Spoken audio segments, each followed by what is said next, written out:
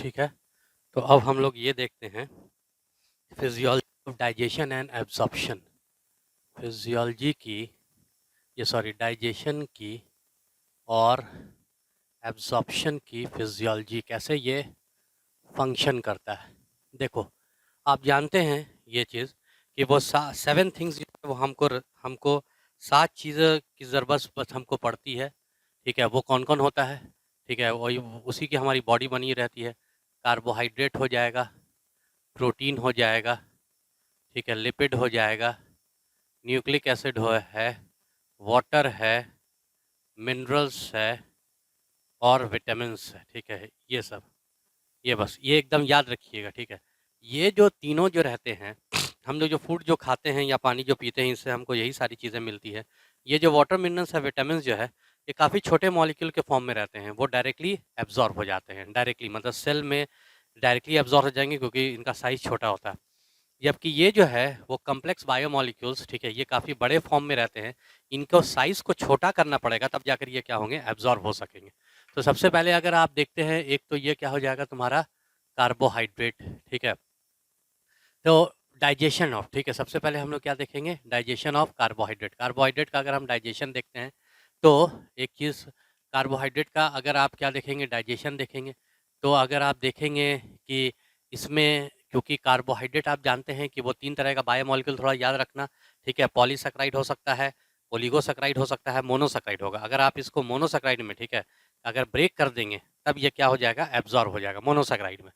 तो इसके लिए डाइजेशन के लिए कौन सा एंजाइम यूज़ होगा, कार्बोहाइड्रेजेस। ठीक है, कौन सा एंजाइम होगा, कार्बोहाइड्रेजेस होगा। अब ये कार्बोहाइड्रेजेस की कौन-कौन सी कैटेगरी होती है, तो सबसे पहले होगा पॉलीसैकेरिडेज। ठीक है, सबसे पहले क्या होगा, सबसे पॉलीसैकेराइड को ब्रेक करने के लिए, ठीक है, वो क्या होगा, ठीक है, जैसे अगर आप देखते हैं पॉलीसैकेरिडेज, ठीक है, पॉलीसैकेरिडेज, ठीक है, पॉलीसैकेरिडेज जो होगा, जैसे अगर आप देखते हैं अमाइलेज, ठीक है, ये क्या हो जाएगा, अमाइलेज। तो अमाइलेज जो है वो पॉलीसैकेराइड, यानी कि आप कह सकते हैं, ठीक है, कि ये जो पॉलीसैकेराइड जैसे स्टार्च है, ठीक है, स्टार्च, माइलोस, ठीक है, स्टार्च को ये ब्रेक करेगा, ठीक है, छोटे सैकेराइड में, दैट इज ओलिगोसैकेराइड में। ठीक है, ओलिगोसैकेराइड में ब्रेक कर देगा। ठीक है, इसका एग्जाम्पल जो है वो डेक्स्ट्रिन हो सकता है। ठीक है, डेक्स्ट्रिन। ठीक है, अब देखिए, अगर ये ओलिगोसैकेराइड भी जो है वो एब्जॉर्बेबल फॉर्म में नहीं रहता है, ठीक है, इसको और आपको छोटा तो और तोड़ना पड़ेगा, आपको छोटे फॉर्म में तोड़ना पड़ेगा। तब सेकेंड फॉर्म ऑफ एंजाइम आएगा जिसको आप क्या कहेंगे, ओलिगोसैकेरिडेज। ठीक है, क्या कहेंगे, ओलिगोसैकेरिडेज। ओलिगोसैकेरिडेज का एग्जाम्पल जैसे, ठीक है, जैसे आपको अल्फा डेक्स्ट्रीनेज, ठीक है, अल्फा डेक्स्ट्रीनेज हो जाएगा, इसी को आप क्या बोलते हैं, आइसोमेल्टोज। ठीक है, आइसोमेल्टेज है ना, आइसोमेल्टेज। ठीक है, अब यही जो है आइसोमेल्टेज जो है वो किसके ऊपर काम करेगा, डेक्स्ट्रिन के ऊपर काम करेगा और इसको ब्रेक कर देगा। ठीक है, डेक्स्ट्रिन के ऊपर डाइसैकेराइड में। ठीक है, किसमें ब्रेक कर देगा, डाइसैकेराइड में ब्रेक कर देगा। तो डाइसैकेराइड भी जो है वो दो मोनोसैकेराइड है, ये भी एब्जॉर्ब नहीं होगा। तो तीसरे फॉर्म ऑफ का जो एंजाइम आएगा वो होगा तुम्हारा, ठीक है, एक ये क्या होगा, डाइसैकेरिडेज रहेगा। ठीक है, क्या रहेगा, डाइसैकेरिडेज। और फिर डाइसैकेरिडेज में अगर आप देखते हैं, ठीक है, क्या क्या प्रेजेंट होगा डाइसैकेरिडेज में, ठीक है, एक ए, फिर बी और फिर जो है वो सी। ठीक है, कौन कौन, क्योंकि मेनली 3 ही डाइसैकेराइड होता है, मेल्टोज होता है, फ्रुक्टोज होता है, मेल्टोज हो जाएगा, फ्रुक्टोज हो जाएगा, और ये जो है वो तुम्हारा मेल्टोज, फ्रुक्टोज, और क्या होता है जी एक, ठीक है, और नहीं, फ्रुक्टोज नहीं भाई, मेल्टोज, सुक्रोज और रुक गया एक सेकेंड। ठीक है, सबसे पहले जो क्या आएगा, मेल्टेज आएगा। ठीक है, मेल्टेज। मेल्टेज जो है वो किसके ऊपर, वो मेल ये आपको मेल्टेज जो है वो आपको मेल्टोज के ऊपर लगेगा और इसको ग्लूकोज प्लस, ठीक है, ग्लूकोज प्लस इसको एक मेल्टोज। ठीक है, रुक जाओ, मेल्टेज के बाद फिर क्या आ जाएगा तुम्हारा, सुक्रेज आ जाएगा, और सुक्रेज जो है वो तुम्हारा सुक्रोज को ब्रेक कर देगा किसमें, ठीक है, वही ग्लूकोज में और फ्रुक्टोज में। ठीक है, ग्लूकोज और फ्रुक्टोज में। मेल्टोज जो है वो ब्रेक हो जाएगा तुम्हारा मैनोस। ठीक है, वो ग्लूकोज प्लस, ग्लूकोज में ब्रेक नहीं, ग्लूकोज प्लस ये किस में ब्रेक हो जाएगा, मैनोज में ब्रेक हो जाएगा। ठीक है, उसके बाद तीसरा जो एंजाइम आएगा वो अगर आप देखते हैं, ठीक है, ये सुक्रेज तो आ गया, तीसरा जो एंजाइम आएगा कौन कौन होता है भाई? एक तो मैल्टोज होता है, मैल्टोज, सुक्रोज, ठीक है। फिर क्या हो जाएगा तुम्हारा, ठीक है, लैक्टोज, ठीक है, और क्या हो जाएगा, लैक्टेज। तो लैक्टेज किसके ऊपर काम करेगा, लैक्टोज के ऊपर काम करेगा और उसको ग्लूकोज प्लस गैलेक्टोज में ब्रेक कर देगा। और डी में अगर आप देखते हैं, डी में, ठीक है, जैसे ट्री हेलेज जो है वो किसके ऊपर काम करेगा, वो जो है आपको ट्री हेलोस के ऊपर काम करेगा और उसको ब्रेक कर देगा ग्लूकोज प्लस ग्लूकोज में।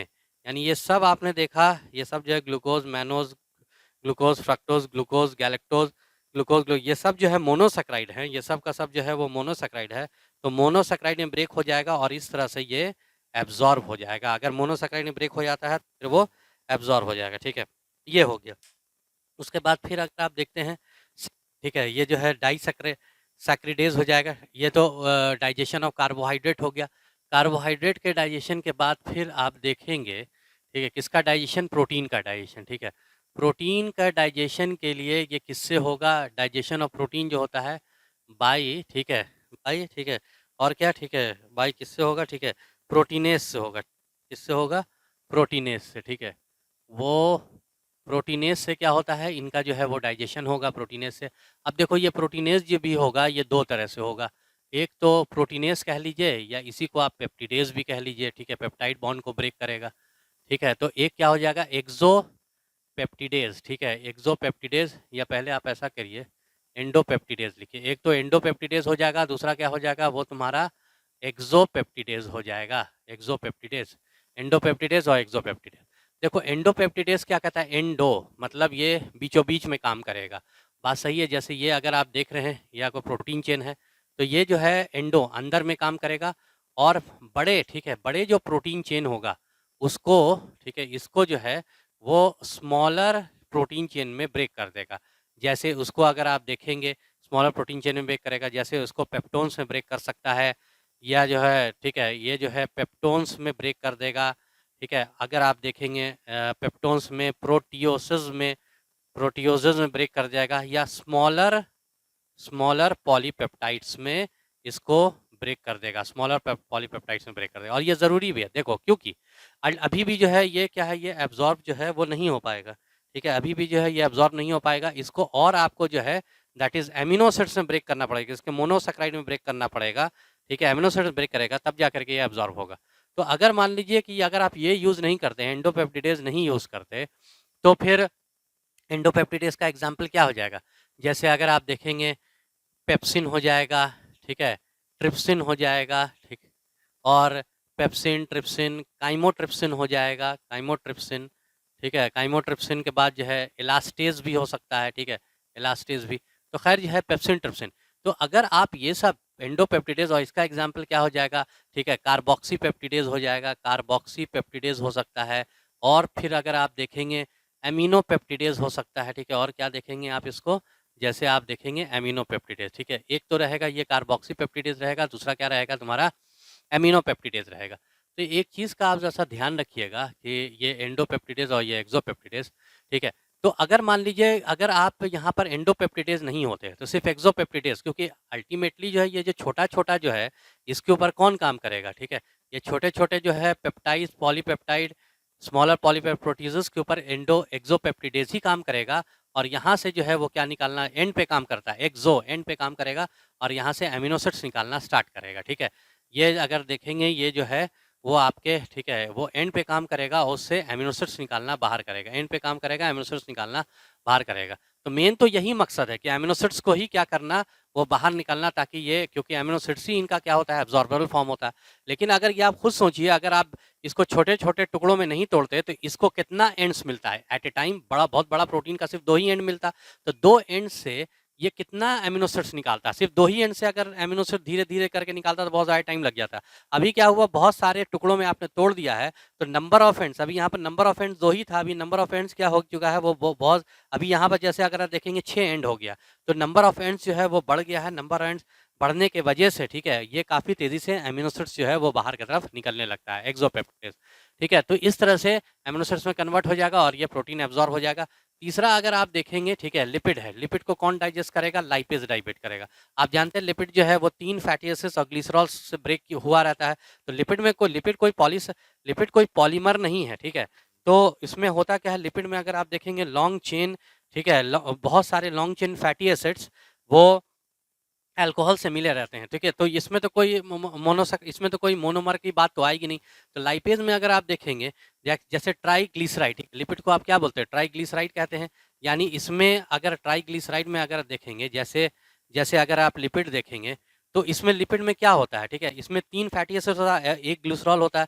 तो आपको जो ब्रेक करना होगा उसको 3 फैटी एसिड और एक ग्लिसरॉल में ब्रेक करना होगा। तो सबसे पहले वो किसमें ब्रेक कर जाएगा? जैसे लिपिड को, ठीक है, लिपिड को आप क्या बोलते हैं? ट्राइग्लिसराइड कहते हैं, ट्राइग्लिसराइड, ठीक है। ट्राइग्लिसराइड जो है वो ब्रेक करेगा किसमें? एक तो डाइग्लिसराइड में, ठीक है। डाइग्लिसराइड का मतलब जो है प्लस जो है वो क्या? फैटी एसिड, ठीक है, प्लस जो है वो फैटी एसिड। यानी कि आपने देखा कि ट्राइग्लिसराइड में 3 फैटी एसिड था, एक ग्लिसरॉल था, ठीक है। एक फैटी एसिड इससे निकाल दिया तो कितना जो है फैटी एसिड बना? 2 फैटी एसिड बचा और एक ग्लिसरॉल बचा। फिर लाइपेज जो है वो किसके ऊपर काम करेगा? अगर आप देखेंगे ठीक है, डाइग्लिसराइड किसके ऊपर काम करेगा? ये जो है वो डाइग्लिसराइड के ऊपर काम करेगा और डाइग्लिसराइड को ये ब्रेक कर जाएगा, ठीक है, किसमें? मोनोग्लिसराइड में, ठीक है। किसमें ब्रेक कर दिया? मोनोग्लिसराइड में ब्रेक कर दिया, प्लस जो है वो फैटी एसिड में ब्रेक कर दिया। अभी भी देखो ये तो एब्जॉर्ब हो जाएगा, ये सेकंड वाला, पहला फैटी एसिड, दूसरा फैटी एसिड, ये भी एब्जॉर्ब, लेकिन अभी भी ये मोनोसैकेराइड है, मतलब इसमें फैटी एसिड भी है एक और एक ग्लिसरॉल भी है। तो ये एब्जॉर्ब नहीं होगा। तो कंप्लीट एब्जॉर्ब करने के लिए फिर से ये लाइपेज जो है वो मोनोग्लिसराइड, ठीक है, किसके ऊपर अटैक करता है? वो मोनोग्लिसराइड के ऊपर अटैक करेगा और इसको ब्रेक कर देगा किसमें? ठीक है, इसको ग्लिसरॉल में ब्रेक कर देगा। ग्लिसरॉल के साथ साथ जो है +3 तीसरा फैटी एसिड में जो है वो निकाल देगा। यानी कि देखिए आपको ग्लिसरॉल मिल गया। ये सारे के सारे क्या होते हैं? एब्जॉर्बेबल फॉर्म होते हैं, ठीक है। ये सब के सब क्या होंगे? एब्जॉर्ब हो जाएंगे। तो इस तरह से किसका किसका डाइजेशन हो गया? ये आपने देखा लिपिड का डाइजेशन हो गया। न्यूक्लिक एसिड का डाइजेशन देखिए न्यूक्लिक एसिड जो है वो बहुत सारे मोनोमर से बना था, न्यूक्लियोटाइड से बना था।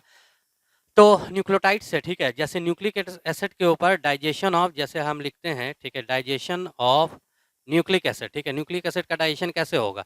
तो आप देखेंगे जैसे न्यूक्लिक एसिड का डाइजेशन में कि आप जैसे देखते हैं न्यूक्लिक एसिड का डाइजेशन में कि होगा ये कि न्यूक्लिक एसिड का होगा ये कि एक न्यूक्लियस आएगा, ठीक है। क्या आएगा? न्यूक्लियस। जाहिर है न्यूक्लियस जो है वो किसके ऊपर काम करेगा? न्यूक्लिक एसिड के ऊपर काम करेगा, डीएनए और आरएनए के ऊपर काम करेगा और इनको न्यूक्लियोटाइड में ब्रेक कर देगा। अब न्यूक्लियोटाइड जो होता है, ठीक है, ये मोनोमर में हो गया, ये क्या हो जाएगा? एब्जॉर्ब हो जाएगा। नहीं एब्जॉर्ब होगा, इसलिए नहीं एब्जॉर्ब होगा क्योंकि न्यूक्लियोटाइड का साइज जो है वो एमिनो एसिड्स और ये सब मोनोमर जो है ग्लूकोज गैलेक्टोज, ठीक है, फ्रुक्टोज, मैनोज, ये इतना छोटा नहीं होता है कि एब्जॉर्ब हो जाए। न्यूक्लियोटाइड खुद ही बहुत बड़ा है, ठीक है। उसमें 3 चीज़ें और प्रेजेंट हैं, उसमें नाइट्रोजनस बेस प्रेजेंट है, पेंटोस शुगर प्रेजेंट है और तीसरा जो है वो आपको फॉस्फेट प्रेजेंट है। तो आपको और छोटा इसको तोड़ना पड़ेगा, इनके कंपोनेंट में आपको ब्रेक करना पड़ेगा, तब जा करके जो है ये, ठीक है, ये जो है वो ब्रेक होंगे। तो बताओ न्यूक्लियोटाइड के ऊपर जो है वो कौन सा एंजाइम काम करेगा? अरे न्यूक्लियोटाइड के ऊपर जो है न्यूक्लियोटिडेज काम करेगा और क्या काम करेगा? एएससी जो है वो एंजाइम का, ठीक है, एंजाइम का सफिक्स होता है, तो उसके पीछे आप लगा दीजिएगा न्यूक्लियोटिडेज, ठीक है। ये क्या हो गया? न्यूक्लियोटिडेज। न्यूक्लियोटिडेज जो है वो किसके ऊपर काम किया? न्यूक्लियोटाइड के ऊपर काम किया और इसको ब्रेक कर दिया किसमें? न्यूक्लियोसाइड में, ठीक है। किसमें ब्रेक कर दिया? न्यूक्लियोसाइड में ब्रेक कर दिया प्लस, ठीक है, न्यूक्लियोसाइड में ब्रेक किया प्लस जो है वो एक फॉस्फेट में ब्रेक कर दिया। किसमें ब्रेक कर दिया? फॉस्फेट। आप तो जानते ही हैं, ठीक है, न्यूक्लियोसाइड प्लस फॉस्फेट, ठीक है, इसमें ब्रेक कर दिया। क्या ये एब्जॉर्ब हो जाएगा फॉस्फेट? हाँ, ये एब्जॉर्ब हो जाएगा। क्या ये एब्जॉर्ब हो जाएगा? नहीं, ये नहीं एब्जॉर्ब होगा। तो फिर इसको और एब्जॉर्बर फॉर्म में ब्रेक करना पड़ेगा। एक स्टेप और आगे जाएंगे, न्यूक्लियोसाइड पे कौन सा एंजाइम काम करेगा? तुम ही बताओ। न्यूक्लियोसिडेज काम करेगा। किसके ऊपर काम करेगा? न्यूक्लियोसिडेज काम किया और न्यूक्लियोसाइड, ठीक है, और न्यूक्लियोसाइड को इसने जो है वो ब्रेक कर दिया किसमें? नाइट्रोजनस बेस में ब्रेक कर दिया, प्लस जो है वो पेंटोस शुगर में ब्रेक कर दिया, प्लस यहाँ पर जो है वो फॉस्फेट है ही, ठीक है। तो फॉस्फेट एब्जॉर्बेबल फॉर्म में होता है, एब्जॉर्ब हो जाएगा, नाइट्रोजनस बेस एब्जॉर्ब होगा, पेंटोस शुगर क्यों नहीं एब्जॉर्ब? जब यहाँ पे हेक्सोस शुगर एब्जॉर्ब होता है तो पेंटोस शुगर क्यों नहीं होगा? तो इस तरह से अगर आप देखेंगे तो सारे के सारे, ठीक है, और वाटर मिनरल्स और विटामिन का कोई प्रॉब्लम नहीं है, ये अपने आप जो है वो एब्जॉर्ब हो जाते हैं। इसको ध्यान में रखिएगा। उसके बाद अब हम लोग देखते हैं कि कैसे, ठीक है, कैसे कैसे जो है वो आपको एंजाइम्स वगैरह आएंगे, कैसे आपको एंजाइम्स आएंगे और इसको वो क्या करेगा? डाइजेशन करेगा। तो एंजाइम मतलब कि जूसेस वगैरह कैसे आएंगे और वो उसको क्या करेगा, ये उसको एब्जॉर्ब करेगा। तो अगर आप देखते हैं, ठीक है, जैसे एग्जाम्पल जैसे देखो, ठीक है, इसको मिटा रहे हैं। ये जो सारा जो प्रोसेस अभी आपको हमने दिखाया है, ठीक है, ये सारा प्रोसेस जो दिखाया है, ठीक है, वो, ठीक है, ये सारा प्रोसेस जो दिखाया है वो आपको, ठीक है, ये सारा प्रोसेस जो दिखाया है, ठीक है, वो आपको 5 जूसेस से क्या होगा, वो सिर्फ पूरा पूरा प्रोसेस जो डाइजेशन का, वो सिर्फ 5 जूसेस से होता है। सबसे पहला क्या होता है, सलाइवा, ठीक है, सेकेंड जो होगा, और नीचे अगर जाइएगा, गैस्ट्रिक जूस, ठीक है, गैस्ट्रिक जूस, और फिर क्या हो जाएगा, तीसरा नंबर जो हो जाएगा वो आपको बाइल हो जाएगा। बाइल के बाद चौथा नंबर जो हो जाएगा वो आपको पैनक्रियाटिक जूस, पैनक्रियाटिक जूस, और पांचवा नंबर जो होगा वो क्या हो जाएगा पैनक्रियाटिक जूस के बाद, ठीक है, इंटेस्टिनल जूस, इंटेस्टिनल जूस, जिसको आप क्या बोलते हैं, सक्कस एंटेरिकस, सक्कस एंटेरिकस भी कहते हैं, इंटेस्टिनल जूस, ठीक है। तो ये इस तरह से इनका क्या होगा, ठीक है, वो इनका जो है वो डाइजेशन होगा इस तरह से। तो हम लोग जो है वो आगे देखते हैं अब कि हम लोग जो है जैसे अब आगे देखेंगे कि इसमें एक सेकंड रुको, हाँ आगे देखते हैं। अब देखो यही सारा वही चारों चीज़ का जो है वो सिक्रीशन करना। तो सबसे पहले अगर हम लोग देखते हैं सलाइवा, ठीक है, तो सलाइवा का, ठीक है, अगर आप देखेंगे सलाइवा का क्या क्या कंपोनेंट होना चाहिए, ठीक है, सलाइवा का क्या क्या कंपोनेंट, जिससे कि ये सारी चीज़ें को एब्जॉर्ब कर सके। देखो सलाइवा में सबसे पहले जो है वो वाटर तो प्रेजेंट होना ही चाहिए, ठीक है। अगर वाटर नहीं प्रेजेंट होता है, ध्यान दीजिएगा, अगर वाटर नहीं प्रेजेंट होगा तो कोई एंजाइम काम ही नहीं करेगा। तो ये क्या हो सकता है, अगर आप देखेंगे वाटर हो सकता है पहला। सेकेंड जो है वो, क्योंकि फूड जो है सॉलिड फूड भी हम लोग खाते हैं, तो हो सकता है वो फूड से हमारा जो इंटरनल जो हमारा बकल कैविटी की इंटरनल जो, ठीक है, इंटरनल जो बकल कैविटी ओरल कैविटी की जो लाइनिंग है वो डैमेज ना हो जाए। इस वजह से सबसे पहले म्यूकस आना ज़रूरी है, ठीक है। तो इसमें जो है वो क्या हो जाएगा, म्यूकस भी प्रेजेंट होगा, ठीक है, म्यूकस भी प्रेजेंट, म्यूकस तो खैर हो हीगा। अच्छा, फिर तीसरा नंबर देखिए, देखो तो आप अगर एक चीज़ देखेंगे कि सबसे पहले, ठीक है, सबसे इम्पोर्टेंट जो, सबसे जो मेन जो सबसे इम्पोर्टेंट जो या सबसे इम्पोर्टेंट नहीं, ये तो इम्पोर्टेंट सभी है। सबसे ज़्यादा हम लोग कौन से फूड को सबसे ज़्यादा खाते हैं, कार्बोहाइड्रेट को सबसे ज़्यादा खाते हैं, क्योंकि वो सबसे ज़्यादा जो है वो उसका यूज़ होता है, वो जलता है, उसके बाद हमको एनर्जी देता है। तो सबसे ज़्यादा अमाउंट में अगर आप देखेंगे डेली इंटेक जो होता है वो हमारा कार्बोहाइड्रेट होता है। तो पहले से डाइजेशन किसका स्टार्ट होना चाहिए, वही जो सबसे ज़्यादा अमाउंट में रहता है, दैट इज़ कार्बोहाइड्रेट। यानी कार्बोहाइड्रेट में भी कौन सा होगा, सबसे पहले जो है वो आपने देखा था कि ठीक है, अमाइलेज था, ठीक है, जो पॉलीसैकेराइड को डिवाइड करता था। तो उसके बाद फिर डेक्सिनेज आया था, ओलिगोसैकेरिडेज था वो, और फिर जो है वो, ठीक है, डाइसैकेरिडेज आया था, जैसे लैक्टोज था, ट्रीहेलोज था, सुक्रेज था, ठीक है, सुक्रेज को हम लोग इन्वर्टेज भी कहते हैं, सुक्रेज था, सुक्रेज जो है, फिर मैल्टेज था, ठीक है। तो सबसे पहले क्या था, अमाइलोज आया था, ये अमाइलोज आया था। तो यहाँ भी क्या रहेगा, ठीक है, अगर आप देखेंगे, ठीक है, सलाइवा का अमाइलेज प्रेजेंट रहेगा, जिसको आप क्या बोलेंगे, सैलेवरी अल्फा अमाइलेज, ठीक है, सैलेवरी अल्फा अमाइलेज। इसी का कॉमन नेम क्या होता है, टायलिन होता है, ठीक है, टायलिन। हालांकि बहुत सारे जो है जितने भी प्रेडेटरी मैमल्स हैं या जितने भी जो है ग्रेजिंग मैमल्स हैं, ठीक है, वो सब जो ग्रेजिंग जो चर करके खाते हैं, शीप, गोट, ऑक्स, ये सब में टाइलिन नहीं प्रेजेंट होता है, ठीक है। या फिर प्रेडेटरी मैमल जो, ठीक है, जो शिकार करके खाते हैं, उसमें भी टाइलिन जो है वो नहीं प्रेजेंट रहता है, ठीक है। तो जितने भी हमारे में टाइलिन जो है वो प्रेजेंट रहेगा, टाइलिन हो सकता है। उसके बाद फिर अगर आप देखेंगे, जैसा गौर करिएगा, फूड जो है अभी क्या हो रहा है, बाहर से आ रहा है, तो इन्फेक्शन, मतलब उसमें गंदगी बहुत ज़्यादा हो सकती है, तो इन्फेक्शन हमको लग सकता है, बैक्टीरियाज वगैरह। तो इनको मारने के लिए इंतजाम जो है सबसे पहले सलाइवा ही में होना चाहिए, क्योंकि सबसे पहले सलाइवा ही वो जो है वो वो जो है डाइजेस्टिव जूस है। इस वजह से उनको मारने के लिए इसमें और क्या रहता है, लाइसोजाइम्स रहता है, ठीक है। लाइसोजाइम्स हमारे बैक्टीरिया को मारेगा। आईजी मतलब, ठीक है, मतलब इम्यूनोग्लोबुलिन्स होगा, और सबसे कॉमन इम्यूनोग्लोबुलिन्स कौन होता है, आईजीए होता है, ठीक है, मतलब वो प्रेजेंट रहेगा। उसके बाद बहुत सारे आयंस रहेंगे, ठीक है, बहुत सारे आयंस रहेगा, जैसे सोडियम रहेगा, पोटेशियम रहेगा, सबसे ज़्यादा पोटेशियम रहता है, क्लोराइड आयन रहेगा। उसके बाद देखेंगे फिर बाइकार्बोनेट आयन रहता है, बाइकार्बोनेट्स हो सकता है। उसके बाद देखेंगे थायोसाइनेट, थायोसाइनेट भी क्या होता है, ठीक है, ये, ठीक है, किल्स बैक्टीरिया वगैरह को ये क्या करेगा, किल करेगा, बैक्टीरिया को किल करेगा। इसका पीएच अगर देखेंगे, पीएच वैल्यू जो रहेगा इसका 6.8 पीएच वैल्यू होता है, ठीक है। क्लोराइड आयन जो है ये किसको एक्टिवेट्स करता है, ठीक है, ये एक्टिवेट करता है। क्लोराइड आयन जो रहता है वो इसी के फॉर्म में रहेगा, सोडियम और KCl और NaCl के फॉर्म में रहेगा, सबसे ज़्यादा पोटेशियम रहेगा। क्लोराइड आयन जो है वो एक्चुअली में सैलिवरी अल्फामाइड टाइलेन जो है वो जो है वो आप अगर आप देखेंगे वो इनएक्टिव फॉर्म में निकलता है, जिसको ये क्या करेगा, एक्टिव करेगा इसको, सैलिवरी अल्फा अमाइलेज। अच्छा, ये करीब 1 से लेकर 1.5 लीटर जो है वो डेली जो है सलाइवा जो है वो निकलता है। अच्छा, फिर अगर तो आपने देखा ये फूड का यहाँ पर क्या हो जाएगा, ठीक है, मैस्टिकेशन हम लोग करेंगे। मैस्टिकेशन से क्या होगा, चूइंग जिसको कहेंगे, सॉलिड बड़ा फूड पार्टिकल जो है वो छोटे फूड पार्टिकल में ब्रेक हो जाएगा। और साथ साथ जो है इसमें टाइलिन लग करके, ठीक है, टाइलिन लग करके, ठीक है, ये इसके स्टार्च को, ठीक है, इसके स्टार्च कितना परसेंट, ठीक है, टाइलिन जो है वो 30%, ठीक है, टाइलिन जो है 30% स्टार्च को, ठीक है, 30% ओलिगोसैकेराइड को किसमें ब्रेक कर जाएगा, ठीक है, ये 30% जो है पॉलीसैकेराइड को ये डेक्स्ट्रिन में ब्रेक कर देगा। किसमें ब्रेक कर देगा, डेक्स्ट्रिन में ब्रेक कर देगा। और आप जानते हैं जैसे ही डेक्स्ट्रिन में ब्रेक होगा यानी ओलिगोसैकेराइड में ब्रेक करेगा, ओलिगोसैकेराइड और मोनोसैकेराइड बायोमोलिक्यूल आपने पढ़ा है कि ये जो वाटर सॉल्युबल होता है, और तो ये वाटर सॉल्युबल हो जाएगा डेक्स्ट्रिन और हमको मीठा लगने लगेगा, ठीक है। इसीलिए बहुत देर तक अगर आप किसी फूड को चिबाइएगा मुंह में रख करके बहुत देर तक, तो उसका 30% स्टार्च इनसॉल्युबल है, उसका कोई टेस्ट नहीं होगा। 30% स्टार्च जो है वो ओलिगोसैकेराइड में कन्वर्ट होगा, डेक्स्ट्रिन में कन्वर्ट होगा और हमको मीठा वो फूड जो है वो लगने लगेगा, क्योंकि वो एब्जॉर्ब होने लगता था, ठीक है, एब्जॉर्ब होने लगता है, वाटर सॉल्युबल होता है। तो ये इस तरह से जो है, यानी कि आपने देखा बाकी किसी भी चीज़ का, हालांकि ऐसी बात नहीं है। देखो फूड में जो है, फूड में अगर आप देखेंगे तो ये तीनों मेन, फूड में सारे कंपोनेंट्स होते हैं, ठीक है। तो ये सबसे मेन कंपोनेंट जो होता है वही कार्बोहाइड्रेट होता है और प्रोटीन होता है और क्या होता है, लिपिड होता है। तो ऐसी बात ये मत समझिएगा कि लिपिड और प्रोटीन का कुछ भी यहाँ पे डाइजेशन नहीं होगा, नेग्लिजिबल अमाउंट ऑफ इनका भी डाइजेशन होगा।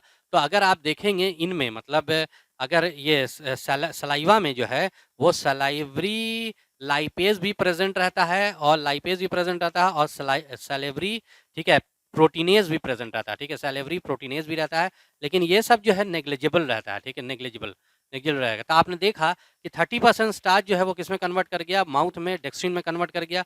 फूड पार्टिकल जो है वो छोटा हो चुका है, ठीक है, फूड पार्टिकल, और म्यूकस जो है इसके चारों तरफ जो है वो लग चुका है, म्यूकस जो है काफ़ी चिकना हो गया, छोटा हो गया, और इसी को अब आप क्या बोलने लगे, फूड बोलस बोलने लगे, ठीक है, क्या बोलने लगे, फूड बोलस। उसके बाद फिर हम लोग इस फूड बोलस को स्वेलिंग कर लेते हैं, निगल लेते हैं, ठीक है। ध्यान दीजिएगा, इंपॉर्टेंट लाइन बोल रहे हैं। स्वेलिंग जो होता है, निगलना जो होता है, it's starts at voluntary but ends at involuntary action, ठीक है। वो जो स्टार्ट वॉलेंट्रीली हम लोग स्टार्ट करते हैं, क्योंकि आप ईसोफेगस का अगर आप देखेंगे ना तो ऊपर वाला जो 1/3 पार्ट होता है वो वॉलेंट्री होता है, हमारे कंट्रोल में होता है, ठीक है। ये बीच वाला 1/3 पार्ट वॉलेंट्री इनवॉलेंट्री दोनों होता है, सबसे नीचे वाला पार्ट जो होता है वो इनवॉलेंट्री होता है। तो हम लोग कभी कभी, आपने देखो छोटे में, हम लोगों ने कभी देखा होगा कि हम लोग जब टॉफी खाते हैं मज़ा लूटने के लिए सोचते हैं थोड़ा सा और अंदर डालें, लेकिन वो अंदर जब हम डालते हैं सोचते हैं कि फिर निकाल लेंगे उसके बाद खाएंगे, लेकिन वो सटाक से नीचे चली जाती है।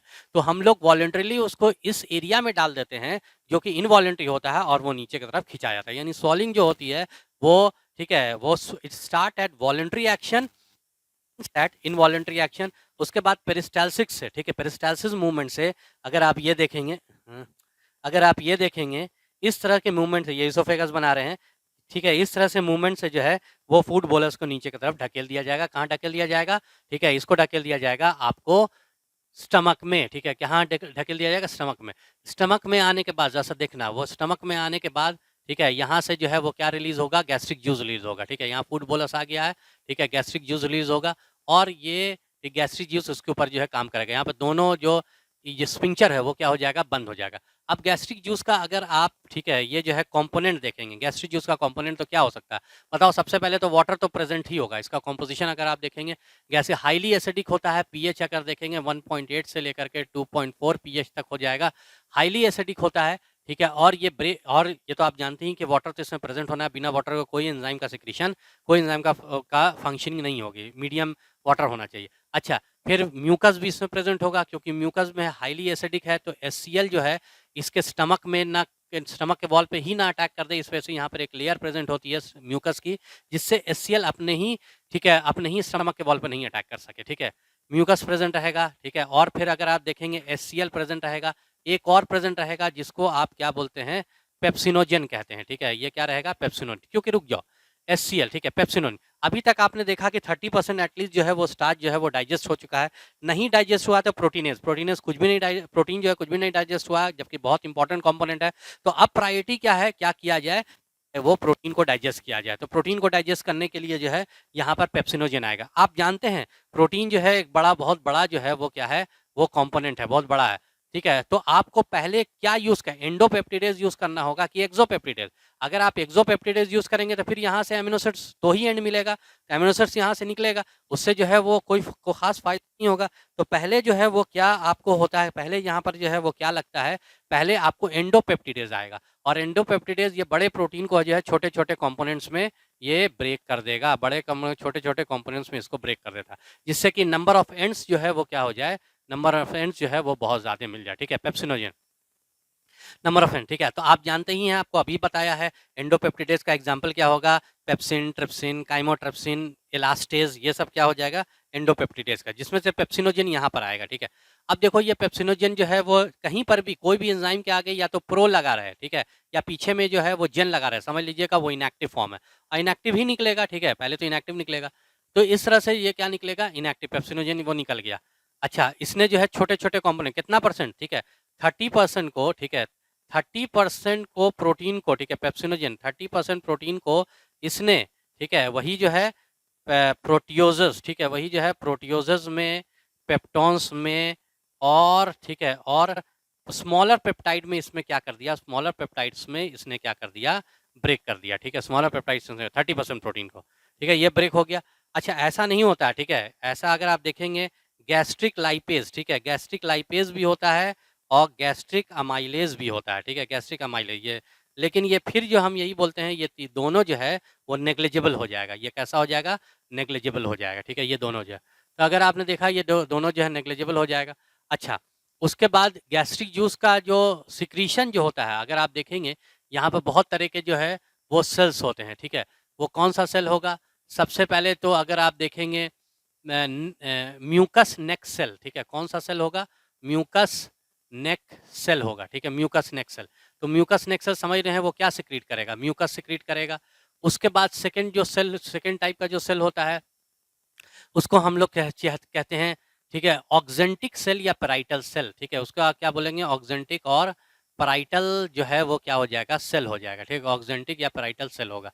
ऑक्जेंटिक या पैराइटल सेल जो है वो अगर आप देखेंगे वो क्या सिक्रीट करेगा, वो आपको ऑक्जेंटिक या पैराइटल सेल, ठीक है, वो HCl सिक्रीट करता है प्लस कैसल इंट्रिंसिक फैक्टर, ये क्या है, कैसल इंट्रिंसिक फैक्टर ये सिक्रीट करता है, ठीक है, कैसल इंट्रिंसिक फैक्टर। HCl का बहुत सारा काम है, अभी हम आपको बता रहे हैं, ठीक है, HCl का, और कैसल इंट्रिंसिक फैक्टर का भी काम है, ठीक है।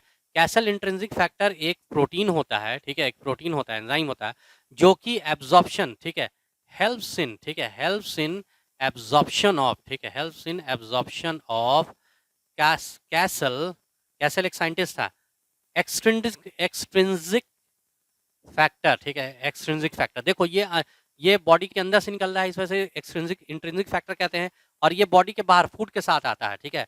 विटामिन B12 साइनोकोबैलामिन, ठीक है, जिसको कहेंगे विटामिन B12 का के साथ ये castle intrinsic factor, vitamin B12 यानी कि कैसल एक्सट्रिंसिक फैक्टर, क्योंकि ये बाहर से आया फूड के साथ, इसके साथ मिक्स हो जाता है, ठीक है, कॉम्प्लेक्स बनाता है और फिर एब्जॉर्ब हो जाता है, बिना इसके ये एब्जॉर्ब नहीं होगा, ठीक है। ये HCl का क्या काम होता है कि भाई एसिडिक मीडियम जो है वो डेवलप करता है, एसिडिक मीडियम। अब देखिए हम लिख नहीं रहे हैं, ऐसे ही बता रहे हैं, तो बहुत सारा जो है वो काम होगा, HCl निकलेगा, सबसे पहले जो है वो सॉलिड फूड पार्ट डिजोल्व, ठीक है, वो क्या करेगा, dissolve the solid food particle, ठीक है, सॉलिड फूड पार्टिकल को ये क्या कर देगा, ठीक है, अगर आप देखेंगे डिजोल्व कर देगा, ठीक है, इसको लिक्विड में कन्वर्ट कर देगा। एक मीडियम को ये HCl क्या करेगा, एल्कलाइन कर देगा पूरे मीडियम को, क्योंकि ये पेप्सिनोजेन जो है वो ये जो है वो आपको एसिडिक मीडियम में काम करता है। दूसरी बात, जो आपको ये फूड बोलस में जो है वो सलाइवा का वो टाइलिन भी आ रहा था, तो टाइलिन को क्या करे, टाइलिन 6.8 pH पे काम करता है, तो टाइलिन को, ठीक है, HCl इनएक्टिव कर देगा, ठीक है, यहाँ पर टाइलिन का कोई काम नहीं है, टाइलिन को इनएक्टिव कर देगा, ठीक है। दूसरी बात, ठीक है, ओपनिंग एंड क्लोजिंग ऑफ स्फिंक्चर, स्फिंक्चर को भी ये क्या करता है, ये बंद करवा देगा, ओपनिंग एंड क्लोजिंग ऑफ स्फिंक्चर को भी ये HCl जो है बंद करवा देगा, पूरे मीडियम को एसिडिक कर देगा। साथ साथ हर मुमकिन कोशिश की गई है कि बैक्टीरिया वगैरह को क्या किया जाए, किल किया जा सके, लेकिन उसके बावजूद कुछ बैक्टीरिया जो है वो बचे रह जाएंगे और वो बैक्टीरिया कहाँ पर पहुँच जाएंगे, वो बैक्टीरिया जो है वो आपको स्टमक में पहुँच जाएंगे। तब उस बैक्टीरिया को वो HCl ही किल करेगा और पट्रीफैक्शन ऑफ फूड को से बचाएगा। पट्रीफैक्शन मतलब फूड को सड़ने या गलने से, ठीक है, वो क्या करेगा, बचा लेगा, ठीक है, क्योंकि ये बैक्टीरिया उसको डीके कर सकता है। तो पट्रीफैक्शन ऑफ फूड को बचा लेगा, टाइलिन को जो है इनएक्टिव करेगा, ओपनिंग एंड क्लोजिंग और स्फिंक्चर को ये रेगुलेट करेगा, मीडियम को एसिडिक करेगा ताकि पेप्सिनोजेन काम कर सके, ठीक है, solid food particle liquid food particle में कन्वर्ट कर देगा। सब का काम होगा, HCl का काम होगा, ठीक है। तीसरे टाइप का अगर आप सेल देखेंगे तो तीसरे टाइप का सेल होता है चीफ सेल और पेप्टिक सेल, ठीक है, चीफ सेल, पेप्टिक सेल और जाइमोजन सेल, ठीक है। और क्या होगा, जाइमोजन सेल, समझ गए होंगे। जाइमोजेल मतलब कि ये प्रिकर्सर होता है, पेप्टिक मतलब वही पेप्सिनोजेन का सिक्रीशन करेगा, ठीक है। ये किसका सिक्रीशन करेगा, ठीक है, पेप्सिनोजेन का सिक्रीशन करेगा। और अगर आप देखते हैं एक और चीज़ का ये जो है वो सिक्रीशन कर सकता है, जिसको आप, ठीक है, प्रोरेनिन कहते हैं। क्या कहते हैं इसको आप, प्रोरेनिन कहेंगे, ठीक है। प्रोरेनिन का भी सिक्रीशन करेगा पेप्सिनोजेन। और उसके बाद HCl ही है जो पेप्सिनोजेन को जो है वो किस में कन्वर्ट कर देगा, पेप्सिन में कन्वर्ट कर देगा। और ये पेप्सिन जो है वो 30% प्रोटीन को प्रोटीजेस, पेप्टोन और स्मॉलर पेप्टाइड में कन्वर्ट कर देता है। रही बात है आपको प्रोरेनिन की, ठीक है, तो प्रोरेनिन को HCl ही जो है वो, अगर आप HCl ही देखिएगा तो ये प्रोरेनिन को पे लगेगा, उसको रेनिन में कन्वर्ट करेगा। लेकिन खास बात ये है, ठीक है, खास बात ये होती है कि ये रेनिन जो है, ठीक है, ये रेनिन सिर्फ, ठीक है, सिर्फ और सिर्फ 5 साल से कम उम्र के बच्चे में पाया जाएगा, या तो काफ या कैटल्स में पाया जाता है, या 5 साल से कम उम्र के बच्चे में ये क्या होता है, ठीक है, ये पाया जाता है 5 साल से कम उम्र के बच्चे में। तो ये क्यों, आखिर बड़े में क्यों नहीं पाया जाता, ये छोटे में क्यों पाया जाता है? देखो, होता ये है कि अगर आप रेनिन देखिए, रेनिन जो है, क्योंकि बच्चा जो रहता है वो ज़्यादातर जो है वो मिल्क ही प्रोटीन को खाता है, ठीक है, ज़्यादातर मिल्क प्रोटीन को खाता है बच्चा जो रहता है। तो अगर आप देखेंगे ये मिल्क प्रोटीन को खाता है, तो अगर आप देखेंगे कि ये रेनिन, ठीक है, ये रेनिन जो है, ठीक है, ज़्यादातर ये मिल्क पीता है, ठीक है। तो रेनिन के साथ जो है रेनिन के साथ जो है वो, ठीक है, एक सेकेंड, यहाँ रेनिन जो है वो किसके ऊपर काम करेगा, रुक जाना। रेनिन जो है वो मिल्क प्रोटीन के ऊपर काम करेगा। मिल्क प्रोटीन का क्या नाम होता है, केसिन। केसिन जो होता है वो आपको क्या है, मिल्क प्रोटीन है, ठीक है, मिल्क प्रोटीन के ऊपर काम करेगा और मिल्क प्रोटीन को जो है वो कन्वर्ट कर देगा पैराकेसिन में, ठीक है, इसमें कन्वर्ट कर दिया पैराकेसिन में। और ये पैराकेसिन में फिर कैल्शियम आयन लगेगा और इसको कन्वर्ट कर देगा कैल्शियम पैराकेसिन में, जो कि एक कोगुलेटेड फॉर्म है, दही की तरह होता है, ठीक है, उसको कोगुलेट कर देगा, उसको जो है वो क्लॉट करा देगा, ठीक है। ये मिल्क प्रोटीन जो कि एकदम जो है लिक्विड रहता है, उसको जो है उसने क्या किया, ठीक है, रेनिन ने उसके ऊपर काम किया, पैराकेसिन चेंज किया, कैल्शियम लगकर कैल्शियम पैराकेसिन, अब ये दही की तरह बन गया। जब दही की तरह सॉलिड बन गया तो थोड़ी देर तक पेट में, बच्चे के पेट में रहेगा और रहेगा, वो स्टे करेगा। और फिर बच्चे का जो पेप्सिनोजेन है, ठीक है, बच्चे का जो पेप्सिनोजेन है, ठीक है, और वो उसको क्या कर देगा, डाइजेस्ट कर देगा। तो हमारे में ऐसा क्यों नहीं होता, इसका रीज़न है, देखो, बच्चे का जो पेप्सिनोजेन होता है वो बहुत ही उतना हमारे जैसा कॉन्सेंट्रेटेड नहीं होता है, थोड़ा सा डाइल्यूटेड होता है। तो डाइल्यूटेड पेप्सिनोजेन होता है, तो जिसके वजह से, ठीक है, थोड़ा टाइम क्यों इतना डाइल्यूटेड होता है, जाहिर है बच्चे की बॉडी जो है थोड़ी सी वो डेलिकेट बॉडी होती है, इसलिए कोई भी जूस उतना ज़्यादा कॉन्सेंट्रेटेड नहीं होता है। अगर और पेप्सिनोजेन भी नहीं कॉन्सेंट्रेटेड होता है, तो अगर पेप्सिनोजेन लेस कॉन्सेंट्रेटेड होगा तो फिर क्या होगा, ठीक है, तो फिर जो है प्रॉब्लम हो सकती है। इसी वजह से इसको जमा दिया जाता है कि धीरे धीरे जो है वो, ठीक है, धीरे धीरे जो है वो इसको क्या कर सके, ठीक है, वो इसको डाइजेस्ट कर सके, ठीक है। कैल्शियम पैराकेसिन में जो है ये कोगुलेट कर देगा और धीरे से उसको कन्वर्ट करेगा। हमारे में इसकी कोई ज़रूरत जो है वो नहीं है, हमारे में ज़रूरत नहीं है। तो इस तरह से आपने देखा कि 30% जो है वो स्टार्च कन्वर्ट हो चुका है, ठीक है, वो 30% जो है वो, अगर आप देखेंगे प्रोटीन भी जो है वो 30% का जो है वो थोड़ा बहुत डाइजेशन हो चुका है। और अभी तक जो है वो, ठीक है, वो जो है वो बाइल नहीं सीक्रेट हुआ। अब फूड जो है ज़रा सा देखिएगा, ठीक है, ये इसका जो गैस्ट्रिक जूस का जो सिक्रीशन होता है, इट इज़ रेगुलेटेड, ठीक है, रेगुलेटेड बाय, ठीक है, रेगुलेटेड बाय कैसे, किस चीज़ से रेगुलेट होता है, ठीक है, हार्मोनल एंड वो न्यूरल कंट्रोल, ठीक है, neural control, hormonal and neural control से ये क्या होता है, रेगुलेट कंट्रोल होता है। दोनों चीज़ से कंट्रोल, हार्मोनल कंट्रोल भी होता है इनके सिक्रेशन में, हार्मोनल न्यूरल कंट्रोल, ये हम आपको बता चुके थे, ठीक है, गैस्ट्रिक जूस का। ये जैसा नोट्स देखिएगा, उसमें गैस्ट्रिक जूस जो है वहाँ पर हमने बोला था, बस बोल दे रहे हैं, सुन लो। 3 फेज़ में गैस्ट्रिक जूस जो है वो सिक्रीट होता है। एक तो सबसे पहला फेज़ होता है जिसको सेफेलिक फेज़ कहते हैं, ठीक है, दूसरा जो फेज़ होता है वो तुम्हारा फेज होता है और तीसरा फेज जो होता है, ठीक है। सबसे पहला फेज कौन सा होता है जिसमें ये जो है सिक्रीट होता है? एक तो सेफेलिक फेज होगा, दूसरा जो है वो तुम्हारा गैस्ट्रिक फेज होगा और तीसरा जो होगा वो तुम्हारा इंटेस्टिनल फेज होगा। इंटेस्टिनल फेज होगा, ठीक है। तो सेफेलिक फेज नाम से तुम पकड़ लोगे सेफेलॉन, ठीक है। यानी सेफेलॉन का मतलब ये क्या होगा, ठीक है। सेफेलॉन का मतलब ये क्या होगा, ठीक है। ठीक है, सेफेलॉन का मतलब जो है वो क्या होगा, अगर आप देखेंगे, ठीक है। सेफेलॉन का मतलब ब्रेन होगा, तो आप उसमें गौर करेंगे, ठीक है। ब्रेन मतलब कि जैसी फूड, ठीक है, जैसी फूड की जो है महक है, ये फूड की जैसे स्मेल, हियरिंग, ठीक है, vision, even thinking about it, ठीक है। अगर आप फूड की जो है आपके पास स्मेल आती है, अगर आप फूड को देखते हैं, या फिर फूड की जो है वो हियरिंग, फूड के बारे में सुनते हैं कि भाई खाना अभी मिल रहा है, ठीक है, या इवन की फूड के बारे में अगर आप सोचने लगते हैं, तब, ठीक है, ब्रेन जो है, ठीक है, तो इसके बॉडी को जो है, ब्रेन को ऐसा लगता है कि अब इसको फूड मिलने वाला है, इसलिए गैस्ट्रिक जो रिलीज करवा दिया जाए। तो ब्रेन जो है, ठीक है, मेड्यूला ऑब्लोंगेटा से, ठीक है, गैस्ट्रिक यहाँ पर जो जो भी ग्लैंड्स है, ठीक है, दो ही तरह से इसका सिक्रीशन होगा, वही, ठीक है। आप देखेंगे छोटा छोटा क्रिप्ट, बताया था आपको, पिट या क्रिप्ट रहेगा यहाँ पर म्यूकोसा का, ठीक है, तीन चारों लेयर इसमें ही प्रेजेंट रहेगा, म्यूकोसा का पिट या क्रिप्ट रहेगा, या फिर जो है ग्लैंड्स वगैरह जो है वो प्रेजेंट रहेंगे, जो इनका क्या करेंगे, सिक्रीशन करेंगे गैस्ट्रिक जूस का। तो पैरासिम्पैथेटिक नर्वस सिस्टम जो है वो, ठीक है, जाहिर है parasympathetic nervous medulla oblongata, parasympathetic nervous system से जो है वो जो है इंफॉर्मेशन जो है वो गैस्ट्रिक वो स्टमक में भेज देगा, क्या करने के लिए, गैस्ट्रिक जूस निकालने के लिए। इसी फेज को हम लोग क्या कहते हैं, ठीक है, सेफेलिक फेज कहते हैं। ये कैसे होगा, parasympathetic, it is mediated bye parasympathetic nervous system and regulated by thinking, smelling, ठीक है, हियरिंग, ठीक है, हियरिंग, विजन, हियरिंग, ठीक है, विजन और hearing, vision, smelling and even thinking about a food, ठीक है, थिंक भी करेगा। ये पहला फेज होता है। सेकंड फेज होता है गैस्ट्रिक फेज। जब गैस्ट्रिक फेज, अभी तो फूड जो है आया नहीं है, या आप सोच रहे हैं, या हाँ, इवन कि अगर सैलिवरी, अगर बकल कैविटी में भी फूड आ जाता है, तो यहाँ पर सिक्रीशन जो है, यहाँ पर फूड है, यहाँ पर सिक्रीशन चालू हो जाएगा। अब ये फूड जो है फूड बोलस के साथ कहाँ चला गया, ये आपको स्टमक में चला गया। स्टमक में जाने के बाद फूड डिस्टेंशन होता है, मतलब कि स्टमक की वॉल थोड़ी सी खिंचाती है, जाहिर फूड जाएगा तो खिंचाएगी। खिंचाने से क्या होता है, ये सेकेंड स्टिमुलस होता है, यानी फिर अब जो है वो गैस्ट्रिक, ठीक है, अब जो है वो क्या होगा, ठीक है, इसमें बहुत सारे जो है वो क्या रहते हैं, बहुत सारे सेल्स, जैसे इसके अलावे भी अगर आप देखेंगे कितने तरह का, chief cell, peptic cell, zymogen cell का, और चौथे तरह का कुछ अनडिफरेंशिएटेड सेल भी रहता है, और चौथे तरह का एक और सेल्स होता है, अप्यूट सेल्स इसको कहते हैं, ठीक है, अमीनो प्रिकसर अपटेक डीकार्बोक्सिलेज, ठीक है। ये दो तरह का होगा। एक तो होगा अर्जेंटाफिन सेल्स, ठीक है, एक तो होगा अर्जेंटाफिन सेल जो कि 5-HT सिक्रीट करता है, सेरोटोनिन सिक्रीट करता है, और दूसरा होता है गैस्ट्रिन सेल्स, ठीक है, गैस्ट्रिन सेल। ये गैस्ट्रिन सेल क्या सिक्रीट करता है, गैस्ट्रिन हार्मोन सिक्रीट करता है। ये क्या करेगा, गैस्ट्रिन हार्मोन।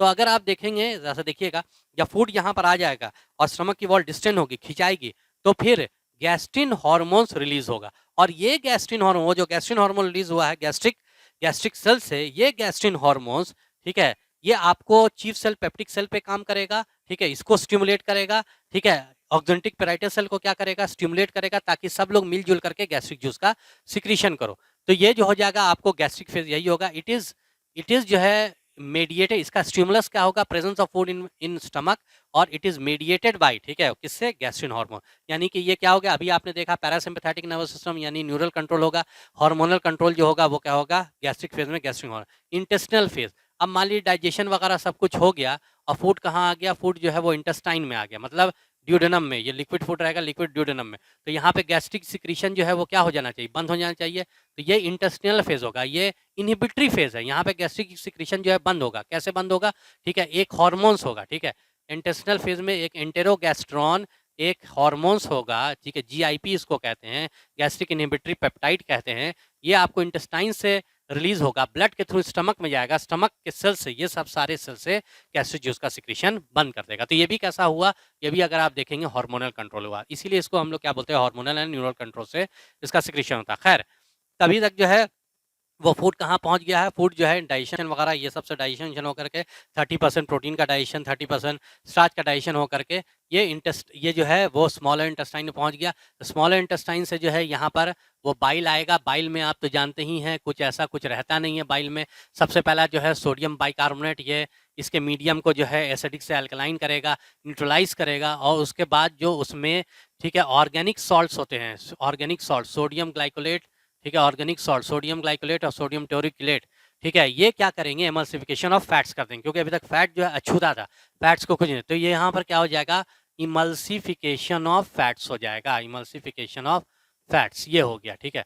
उसके बाद फिर हम लोग क्या देखते हैं, पैनक्रियाटिक जूस देखते हैं, ठीक है, पैनक्रियाटिक। तो अभी तक आपने देखा कि थोड़ा सा फैट, लार्जर फैट स्मॉलर में चेंज हुआ, 30% स्टार्च और 30% प्रोटीन। अब मेनली जो है पैनक्रियाट, यहाँ से पैनक्रियाज भी जो है वो रिलीज होगा, तो पैनक्रियाज अगर रिलीज होगा तो सबके लिए हो, मतलब सब कुछ इसमें पैनक्रियाटिक जूस में पैनक्रियाटिक जूस में जो है सब कुछ डाइजेशन करना होगा। सबसे पहले हम लोग डाइजेशन ऑफ प्रोटीन देखते हैं, डाइजेशन ऑफ प्रोटीन। तो डाइजेशन ऑफ प्रोटीन ऐसे भी अगर आप देखेंगे सिर्फ 30% जो है वो छोटे में कन्वर्ट हुआ, अभी 70% प्रोटीन काफ़ी बड़ा है, तो बड़े को छोटा करना पड़ेगा। कैसे करेंगे, एंडोपेप्टिडेज से करेंगे। किससे करेंगे, एंडोपेप्टिडेज से करेंगे। कौन कौन सा एंडोपेप्टिडेज आएगा, पेप्सिन तो देखो यहाँ पर आता है स्टमक में, ठीक है, यहाँ पर आएगा ट्रिप्सिनोजन, ठीक है, ट्रिप्सिनोजन आएगा, ट्रिप्सिनोजन आएगा, और क्या आएगा, काइमोट्रिप्सिनोजन आएगा, काइमोट्रिप्सिनोजन आएगा, ठीक है। काइमोट्रिप्सिनोजन के बाद जो है प्रोएलास्टेज भी आ सकता है, सब क्या है, एंडोपेप्टिडेज है। प्रोएलास्टेज भी आ सकता है। तो अगर आप देखेंगे ये सब, ठीक है, अब इसके ऊपर जो है एक ये सक्कस इंटेरिकस में, ठीक है, अगर आप देखेंगे, ठीक है, एंट्रोकाइनेज या एंट्रोपेप्टिडेज, ठीक है, सक्कस इंटेरिकस का जो कंपोनेंट रहेगा उसी में एक कंपोनेंट, एक एंजाइम रहता है जिसको हम लोग कहते हैं एंटेरोपेप्टिडेज कहते हैं, या इसी को आप क्या बोलते हैं, एंटेरोकाइनेस कहते हैं। क्या कहेंगे, एंटेरोकाइनेस, ठीक है। ये जो है आपको ट्रिप्सिनोजन के ऊपर लगेगा, जेन है, इनएक्टिव है, इसको ट्रिप्सिन में कन्वर्ट कर देगा। बड़ा इंपॉर्टेंट बात बता रहे हैं, ट्रिप्सिन। अब ये ट्रिप्सिन जो है ये जो भी ट्रिप्सिन बनेगा, ठीक है, ये अब फिर से ये ट्रिप्स और जो बचे हुए ट्रिप्सिनोजन है उनके ऊपर काम करेगा और ट्रिप्सिन में चेंज करने लगेगा। और ये जो एक्टिव ट्रिप्सिनोजन है, ठीक है, ना सिर्फ अपने भाई को जो है एक्टिव करेगा बल्कि अपने कजन्स को भी एक्टिव करेगा, इसको भी जो है काइमोट्रिप्सिन में कन्वर्ट कर देगा, इसको भी काइमोट्रिप्सिन में कन्वर्ट कर देगा। ट्रिप्सिन जो है वो प्रो इलास्टेज में भी काम करेगा, इसको भी जो है वो किस में कन्वर्ट कर देगा, इलास्टेज में कन्वर्ट कर, ये एंडोपेप्टिडेज है, ठीक है। यानी यहाँ तक आते आते जितना भी बड़ा प्रोटीन था वो सब का सब स्मॉलर प्रोटीन में चेंज कर देगा, स्मॉलर पेप्टाइड में चेंज कर जाएगा, स्मॉलर पेप्टाइड में चेंज कर जाएगा, या फिर अगर देखेंगे प्रोटियोजन में चेंज कर जाएगा, पेप्टॉन्स में चेंज कर जाएगा, ठीक है।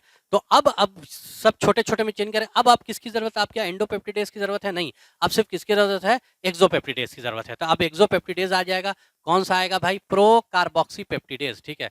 अमीनोपेप्टिडेज था, डाइपेप्टिडेज, अमीनोपेप्टिडेज, डाइपेप्टिडेज और कार्बोक्सीपेप्टिडेज था, तो कार्बोक्सीपेप्टिडेज जो आएगा प्रो है, प्रो का मतलब इनएक्टिव है, तो यही ट्रिप्सिन जो है वो प्रो कार्बोक्सीपेप्टिडेज को जो है कार्बोक्सीपेप्टिडेज में चेंज कर देता है। और ये कार्बोक्सीपेप्टिडेज अब जो है, ठीक है, समझ रहे हैं, पेप्टोन्स को, प्रोटीजेस को, स्मॉलर पेप्टाइड्स को किस में कन्वर्ट करना स्टार्ट किया, एमिनो एसिड्स में कन्वर्ट करना स्टार्ट किया, यानी एब्जॉर्ब फॉर्म में कन्वर्ट करना स्टार्ट किया, ठीक है। प्रोटीन का डाइजेशन यहाँ से ये इतना ही कंपोनेंट रहेगा किसमें, पैनक्रियाटिक जूस में।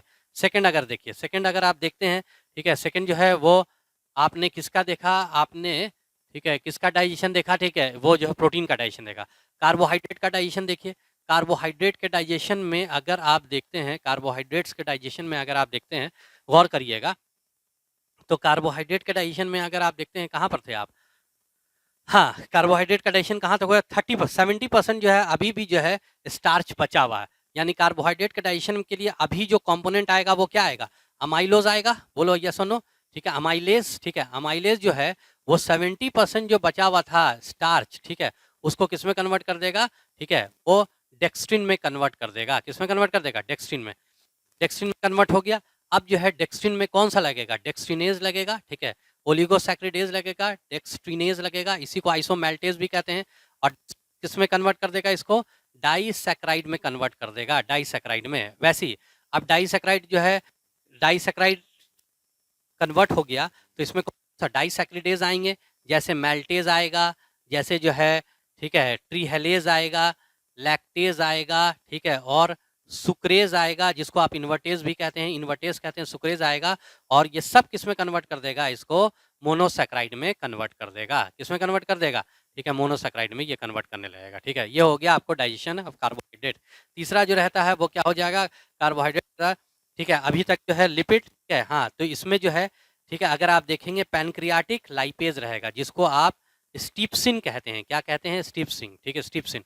और ये जो अगर आप देख रहे हैं ना, इसको अमाइलेज को जो है वो वो पैनक्रियाटिक अमाइलेज रहेगा, इसको अमाइलॉप्सिन कहते हैं। क्या कहते हैं इसको आप? अमाइलॉप्सिन, ठीक है। तो रुक जाना 1 सेकंड ज़रा-सा, अमाइलॉप्सिन यहाँ के बाद जो है ज़रा गौर करिएगा, ठीक है। पैनक्रियाटिक जूस में जो सिक्रीशन होता है, वो अगर आप देखेंगे तो यहीं तक सिक्रीशन होगा। मतलब यहाँ तक सिक्रीशन कहने का मतलब सिर्फ जो है वो ओलिगोसैकेराइड में इसको क्या कर दिया है, कन्वर्ट कर दिया। इसके आगे का सिक्रीशन इंटेस्टिनल जूस से होगा। पैनक्रियाटिक अमाइलेज समझ रहे हैं, ठीक है। वो किस में काम करेगा? लिपिड के ऊपर काम करेगा। लिपिड को जो है वो फैटी एसिड में प्लस जो है वो ग्लिसरॉल में कन्वर्ट करता रहेगा, क्योंकि ये बड़ा फैटी एसिड छोटे फैटी एसिड में जो है वो यहाँ पर कन्वर्ट हो चुका है, ठीक है। और सबसे लास्ट में फिर क्या है, अभी न्यूक्लिक एसिड को किसी ने ये भी नहीं किया है। तो यहाँ पर अगर आप देखेंगे, ठीक है, एक, ठीक है, ये जो है न्यूक्लियस, ठीक है। अभी न्यूक्लियस जो है वो न्यूक्लिक एसिड का सिक्रीशन जो है वो पैनक्रियाटिक जूस में नहीं होगा, ठीक है। न्यूक्लिक एसिड कुछ उसका कोई भी अभी डाइजेशन नहीं होता। सबसे लास्ट में जो बचता है वो आपको क्या बचेगा? सबसे लास्ट में अगर आप देखेंगे, ठीक है, वो आपको बच जाएगा इंटेस्टिनल जूस, ठीक है। तो इंटेस्टिनल जूस जो है इंटेस्टाइन में, वही अगर आप देखेंगे इंटेस्टाइन में ये लेयर्स होती है। यहाँ पे पिट और क्रिप्ट रहेगा, ठीक है, जिसको पिट क्रिप्ट ऑफ लीबर कुहेम कहते हैं। या यहाँ पर जो है वो जो है वो ग्लैंड्स रहेगा, ड्यूडेनल ग्लैंड्स कहेंगे या ब्रूनस ग्लैंड कहेंगे। ये कहाँ पर रहेगा? ड्यूडेनल ब्रूनस ग्लैंड, ये ड्यूडेनम में रहेगा, क्योंकि फूड जो है वो इंटेस्टिनल जूस यानी इंटेस्टाइन से सिक्रीट होगा। तो ड्यूडेनल ग्लैंड और ब्लूनस ग्लैंड से सिक्रीशन होगा इसका, या पिट या क्रिप्ट से, क्रिप्ट ऑफ लीवर कुहेम से, ये सबसे क्या होता है? सिक्रीट होता है इंटेस्टिनल जूस। अब देखिएगा इंटेस्टिनल जूस में सबसे पहले जो क्या हो जाएगा, वो एंट्रोकाइनेस एंट्रोपेप्टिडेज रहेगा, जो उसको एक्टिवेट करेगा, ठीक है, पैनक्रियाटिक जूस को। सेकंड अगर आप देखते हैं यहाँ पे कि देखो अभी तक प्रोटीन का क्या हुआ, प्रोटीन जो है वो सारे के सारे जो है छोटे छोटे में आ चुके हैं। तो थोड़ा बहुत जो है वो किसने किया? कार्बोक्सी पेप्टिडेज ने थोड़ा बहुत एमिनो एसिड को किया। रेस्ट अभी जो भी जरूरत है वो सब किसकी जरूरत है? एक्सोपेप्टिडेज की जरूरत है। तो एक्सोपेप्टिडेज का मतलब अमीनो पेप्टिडेज, कार्बोक्सी पेप्टिडेज जो है वो सारे जो है वो पेप्टोन्स प्रोटियोजेस को किसमें कन्वर्ट कर देंगे, ठीक है, वो एमिनो एसिड्स में कन्वर्ट। यानी कि इसमें इंटेस्टिनल जूस में सिर्फ एक्सोपेप्टिडेज रहेगा, amino peptidase, carboxy peptidase. Second जो है वो अगर आप देखेंगे ये किसका किसका डाइजेशन, ठीक है। हाँ, यहाँ तक जो है वो अगर आप देखा कार्बोहाइड्रेट का डाइजेशन का भी आपने देखा डेक्स्ट्रिन में चेंज हो गया था। तो अब सिर्फ किसकी ज़रूरत है? अगर आप देखेंगे वही अभी जो है वो ओलिगोसैक्रिडेज की ज़रूरत है। ओलिगोसैक्रिडेज जो है वो आ जाएगा, जो बचा रहेगा, ठीक है। जो डेक्स्ट्रिन के ऊपर है ओलिगोसैक्रिडेज काम करेगा और सबको किसमें कन्वर्ट कर देगा? सबको जो है डाइसैक्राइड में कन्वर्ट कर जाएगा। डाइसैक्राइड में कन्वर्ट कर जाएगा और डाइसैक्रिडेज आएंगे, जैसे ट्रीहेलोज आएगा, ट्रीहेलोज आएगा, ट्रीहेलेज आ जाएगा, मेल्टेज आ जाएगा, सुक्रेज आ जाएगा, इन्वर्टेज जिसको कहेंगे, लैक्टेज आ जाएगा, और सारे के सारे ये मिल करके मोनोसैक्राइड में कन्वर्ट कर देंगे। यानी ये किस में कन्वर्ट हो गया? मोनोसैक्राइड, सैक्राइड में ये कन्वर्ट हो गया, यानी ग्लूकोज, गैलेक्टो, फ्रक्टोज एंड मैनोज में कन्वर्ट हो गया, और ये एब्जॉर्ब हो जाएगा, क्योंकि ये एब्जॉर्बल फॉर्म होता है। तीसरा अगर आप देखेंगे, ठीक है, यहाँ पर भी जो है इंटेस्टिनल लाइपेज काम करता रहेगा। लिपिड जो कुछ तो लिपिड जो है यहाँ पर जो है फैटी एसिड और ग्लिसरॉल में कन्वर्ट किया, कुछ वहाँ पर कर जाएगा। और सबसे लास्ट में अगर देखें न्यूक्लिक एसिड का कोई भी डाइजेशन नहीं हुआ है तो न्यूक्लियस, ठीक है, अभी जो है सबसे पहले क्या आएगा? न्यूक्लियस आएगा। न्यूक्लियस जो है न्यूक्लिक एसिड को कन्वर्ट कर देगा, ठीक है, न्यूक्लियोटाइड में। किसमें? न्यूक्लियोटाइड में। और न्यूक्लियोटाइड को क्योंकि इसके बाद जो है देखो ये और चीज़ है नहीं, सबसे लास्ट है, तो पूरा न्यूक्लिक एसिड का डाइजेशन इसी में कंप्लीट करना होगा। उसके बाद अगर आप देखेंगे न्यूक्लियोटिडेज आएगा, जो कि आपको, ठीक है, न्यूक्लियोसाइड प्लस फॉस्फेट में चेंज करेगा, और अल्टीमेटली जो है वो न्यूक्लियोसिडेज आ जाएगा, जो आपको न्यूक्लियोसाइड को पेंटोज शुगर और, ठीक है, पेंटोज शुगर और नाइट्रोजनस बेस में कन्वर्ट करेगा, और इस तरह से इनका डाइजेशन जो है वो कंप्लीट हो जाएगा। यानी इंटेस्टाइन तक आते हैं। Most active site of digestion जो होता है वो क्या होता है? ड्यूडेनम होता है। सारा का सारा जो पूरा इंटेस्टिनल सक्कस इंटरिकस जो काम करता है वो मेनली किसके ऊपर काम करता है?